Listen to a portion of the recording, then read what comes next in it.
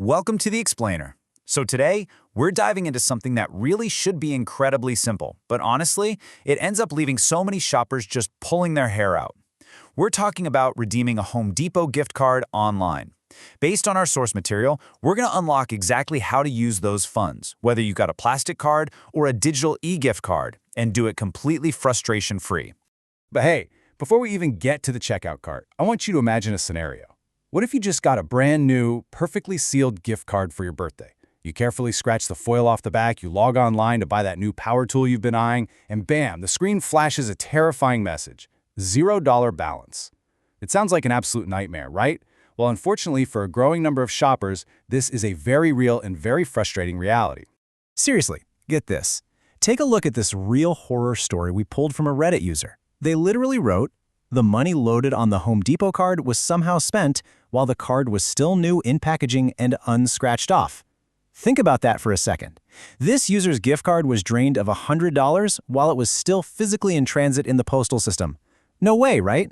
So how does this actually happen? And, more importantly, how do we make sure it doesn't happen to you?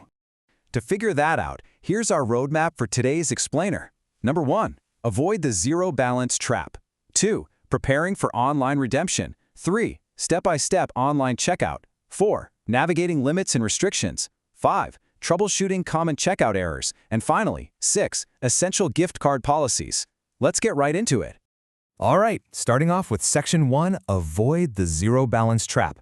This is all about protecting your funds before you even start shopping. You know, it's genuinely shocking just how sophisticated these in-store scams are right now.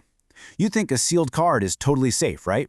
Well, fraudsters are actually stealing unactivated cards right off the store racks, and they don't even scratch them. They carefully peel the backs off, record the numbers on a giant spreadsheet, and then literally reseal and return them to the store. So when you buy that exact card and load it with cash, the scammer is monitoring it and just drains the funds remotely. Plus, the foil pins on those physical cards are often so fragile that scratching them too hard with a coin can completely destroy the paper underneath. It's a total mess. Because of all these crazy vulnerabilities, you absolutely have to protect yourself immediately. Seriously, do not wait until you have a digital cart full of items to find out if your card actually works. The very first step you should take is safely verifying your balance. Just go directly to homedepot.com/c/giftcards. Once you're there, you'll enter the 19-digit number and the 4-digit PIN. Doing this super quick, like 30-second check, verifies your available balance and confirms that the card was actually properly activated at the register. Once you see your funds are sitting there safe and sound, then you're ready to shop.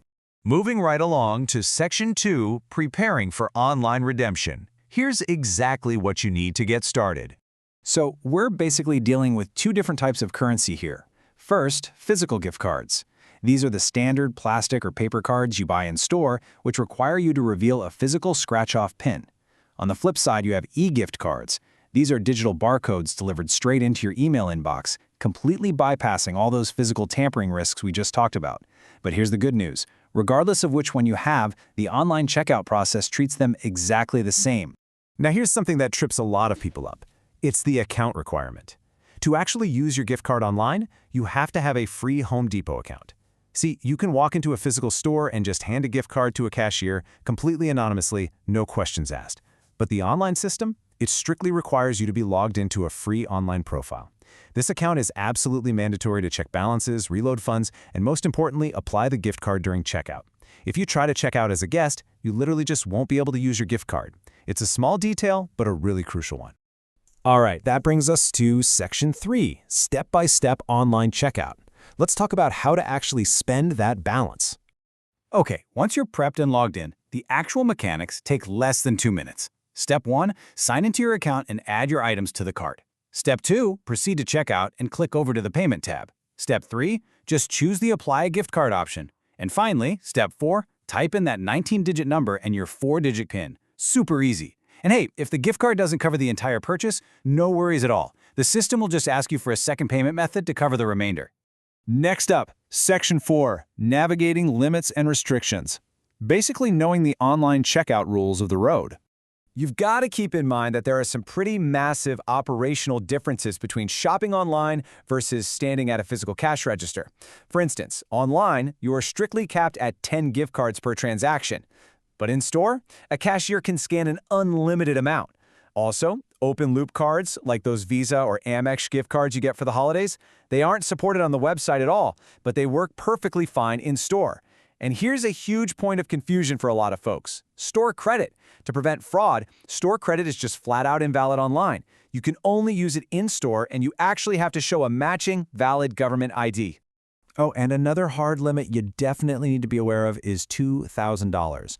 That is the absolute maximum limit that can be purchased or loaded onto any single Home Depot gift card on any single day.